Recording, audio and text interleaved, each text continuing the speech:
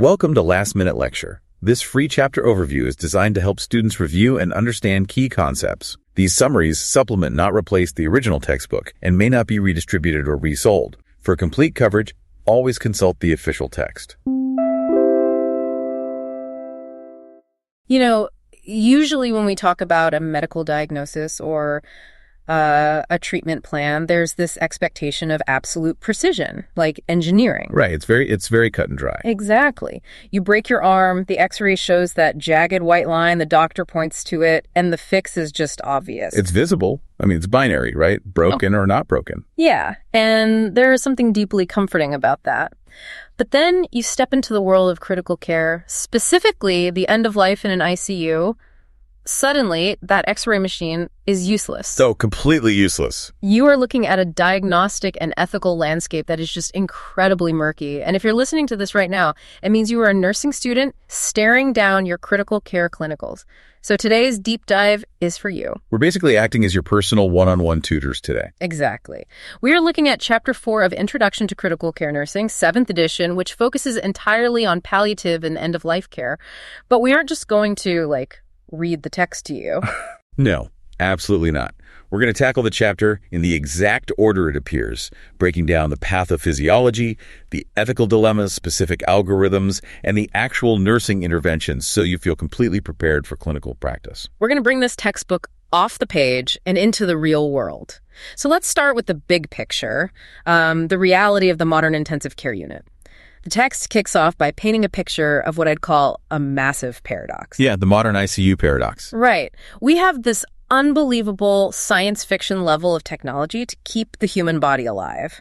But because we can keep pushing, we often just don't know when to stop. That is the core conflict of modern critical care right there. Yeah. The chapter cites the 2014 Institute of Medicine's Dying in America report, and specifically the TINO study. Oh, the TINO study. That one is wild. It really is. They tracked Medicare beneficiaries over a 10-year period and found something incredibly startling.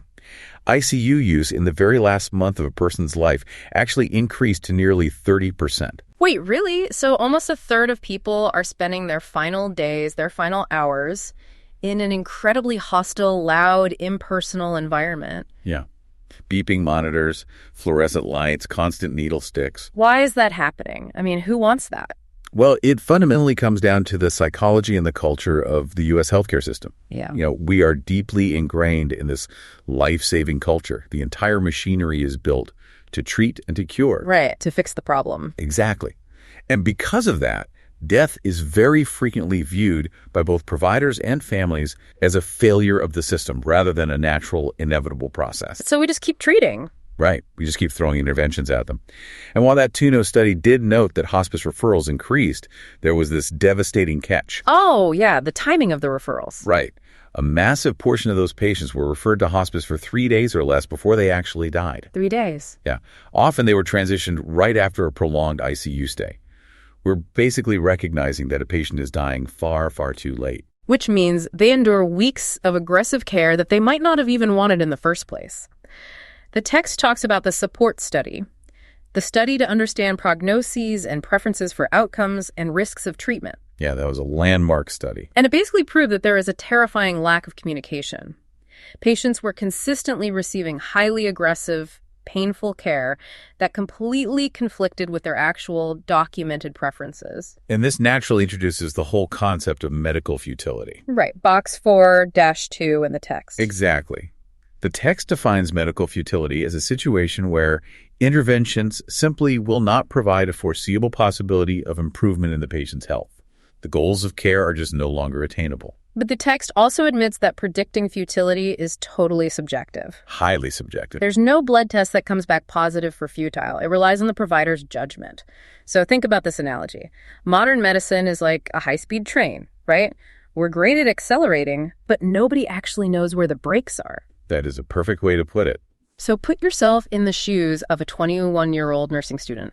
You're on the floor, the alarms are blaring, you're doing chest compressions on a frail 90-year-old patient with multi-organ failure because the family insists on doing everything. Even though the entire medical team knows it's futile. Right. So how does a bedside nurse actually cope with that?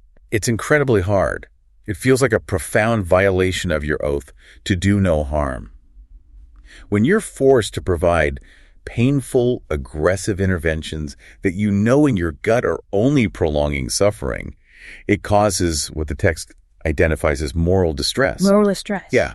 It's a very specific, deeply painful psychological burden.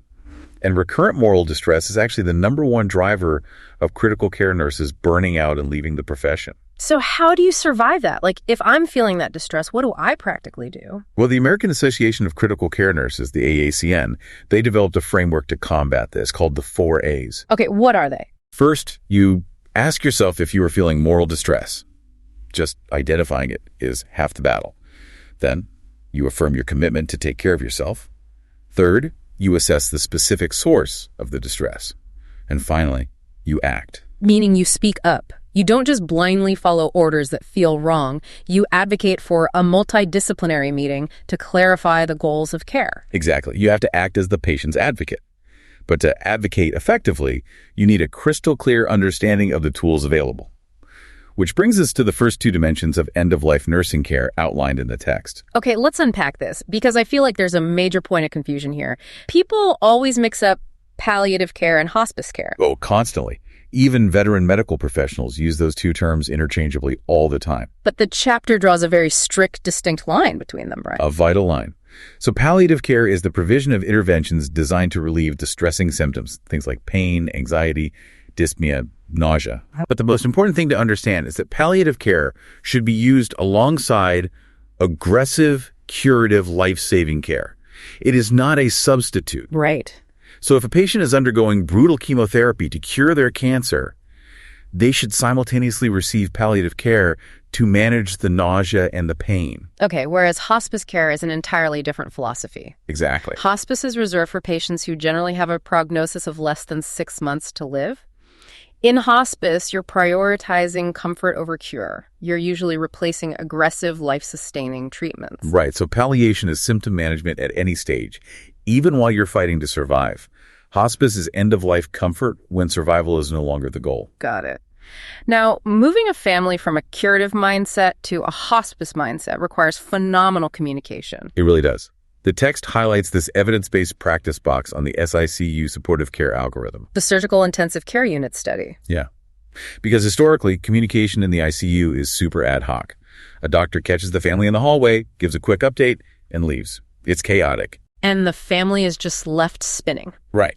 But this study proved that standardizing the communication process, ensuring early, regular, formal sit-down meetings, drastically improves family satisfaction with the decision-making process. They feel supported. The text actually gives clear guidelines for this in box 4-3. You have to present a consistent message. I mean, if the respiratory therapist says one thing and the attending physician says another, the family loses all trust. Oh, completely. You also have to give them time to process the information. But the biggest takeaway for me in that section was addressing the fear of abandonment. That is huge.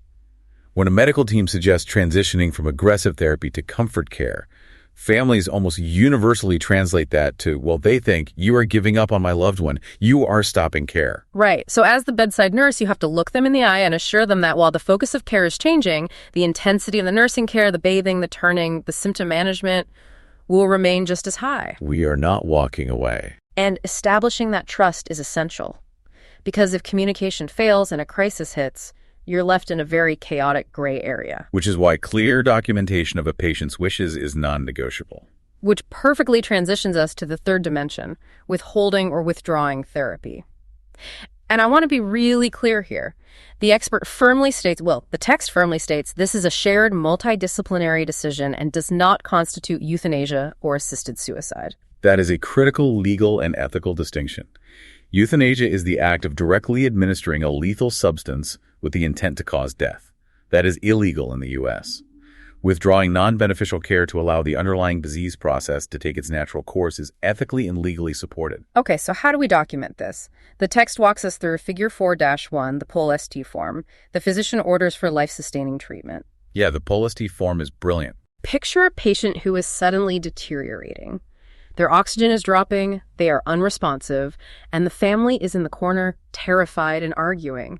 The standard advance directive is often really vague. It says something like, no heroic measures. Which means nothing in an emergency. What does heroic mean? Do we intubate? Do we push pressors? Exactly. It's too ambiguous. But the PALS ST form is this brightly colored, legally binding medical order that stays with the patient, and it is explicitly granular. Section A dictates CPR versus DNR. If they lose a pulse, do we do chest compressions? Yes or no? And Section B dictates what happens if they do have a pulse but they're failing. Do they want full treatment, which includes intubation and a ventilator, limited treatment, or comfort measures only? Right. And Section C even explicitly covers whether to use artificial nutrition, like a feeding tube. It totally takes the guesswork off the nurse's shoulders in a panicked moment. And limiting therapy doesn't always mean a dramatic code blue. The text mentions the QSEN exemplar of Mr. J. Oh, that's a great example. He's an end-stage COPD patient on a BiPAP machine. The mask is strapped tight to his face, forcing air in. He's hypoxic, his oxygen is 85%, and he is absolutely miserable. The machine keeping him alive is basically torturing him. Right. So based on shared decision-making for his comfort, they actually take him off the BiPAP and put him on high-flow oxygen. His oxygen saturations improved, but much more importantly, his anxiety plummeted. He was comfortable. That's limiting therapy. But the most common and arguably the most intense therapy withdrawn in the ICU is mechanical ventilation, terminal weaning. Here's where it gets really interesting. The chapter literally gives nurses the exact math to manage a ventilator withdrawal. Yes, the pharmacologic algorithm, figure 4-2. And this is where it gets really intense for the bedside nursing student to learn. When you remove that breathing tube, the body is going to react. You are going to see objective symptoms of respiratory distress. Right, they're going to fight for air. Exactly. So the algorithm guides your response. If the patient is anxious or agitated, you use intravenous benzodiazepines like a bolus of midazolam, usually 2 to 4 milligrams. If they're experiencing pain or dyspnea, which is that terrifying sensation of breathlessness, you use opiates like a bolus of 5 milligrams of morphine or fentanyl. Wait, pause. Let's talk about the reality of this. If I'm a new nurse and I'm standing at the IV pump pushing a high-dose bolus of morphine into a dying patient, and I know that morphine depresses the respiratory drive. Right. If I push that drug and they start breathing 10 minutes later, how am I not just committing euthanasia? That sounds like a massive legal gray area. That is exactly what you should be asking. It is a fear every critical care nurse wrestles with. But the text addresses this through the clinical alert on the ethical principle of the double effect. The double effect. Right. It all comes down to intent. Your primary documented intent is to relieve the agonizing symptom of dyspnea. You are titrating the medication strictly to relieve suffering. If, as a secondary unintended consequence, that medication suppresses their respiratory drive and hastens their death, that is ethically and legally permissible. So the intent is comfort, not death. The death is the side effect of the comfort. Precisely. And to ensure you're acting objectively, the algorithm gives you strict clinical markers, the crucial 50% rule. Right, if their respiratory rate climbs above 24 breaths per minute. Yes, or if you look at their hemodynamics, if their heart rate or their mean arterial pressure, their MAP increases by more than 20% from their baseline. Why are we looking at blood pressure during a respiratory event? Think about the pathophysiology. If you take away the ventilator, the body realizes it's starving for oxygen. It triggers a massive sympathetic nervous system response, fight or flight. The adrenaline surges, which spikes the heart rate and blood pressure by 20% or more. So it's like pulling the helmet off a deep-sea diver before they reach the surface. Even if the patient is unconscious and can't verbally tell you they're scared, their primal brain is panicking. That is a phenomenal analogy. Yes, the common percent spike is the objective proof of that primal panic, and when you see that, the rule is clear. You must give an IV bolus, and then you increase the continuous hourly infusion rate by exactly 50%. Wow. You repeat that until those objective markers of distress are controlled. You literally do the math at the bedside to suppress the panic. But this is where the textbook hits the real world, moving to the fourth dimension. Emotional and psychological care. How do you balance the strict math of a 50% rule with the incredibly messy reality of human emotion occurring right behind you in that room? You have to manage the emotional environment just as actively as you manage the IV pump. The text highlights box 4-4 for this.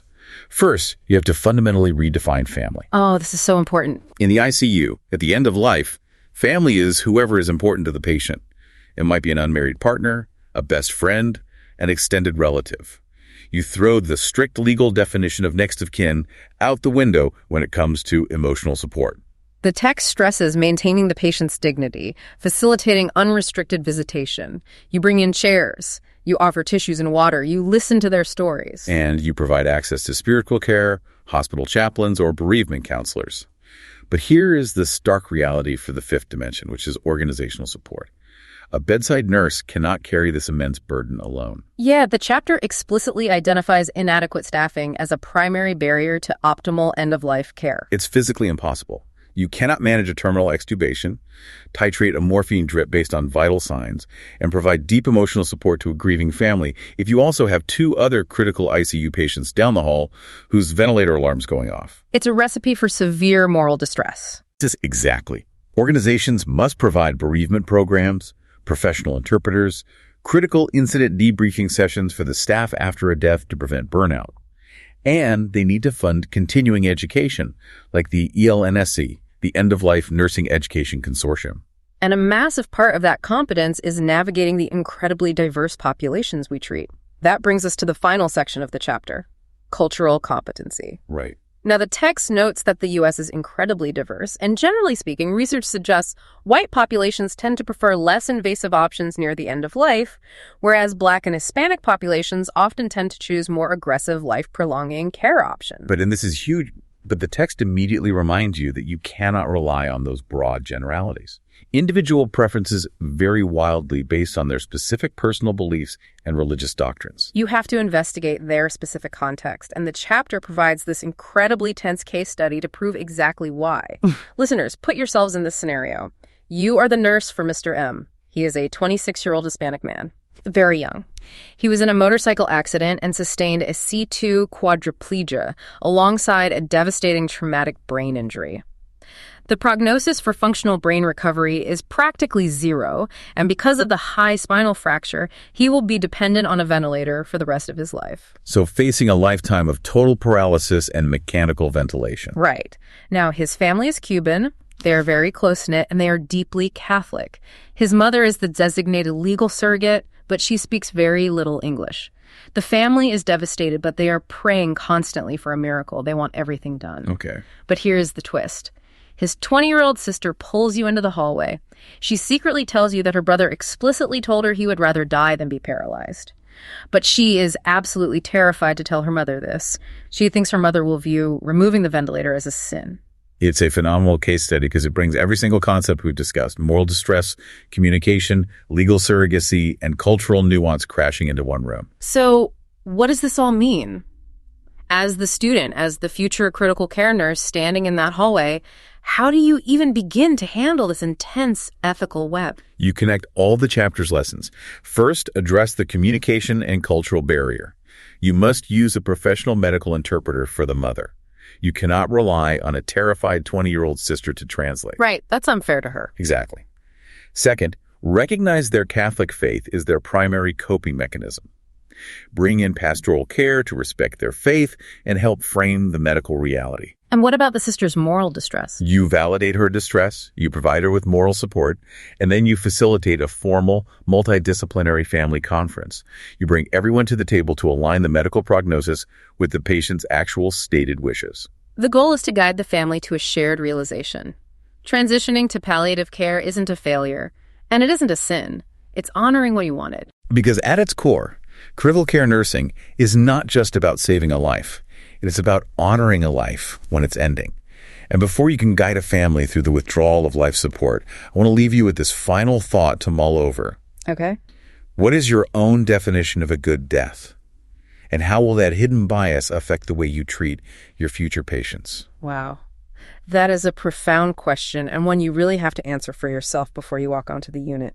We really hope this deep dive has taken the fear out of this chapter for you. On behalf of the Last Minute Lecture team, thank you so much for studying with us today. We wish you the absolute best of luck in your critical care nursing journey. You've got this.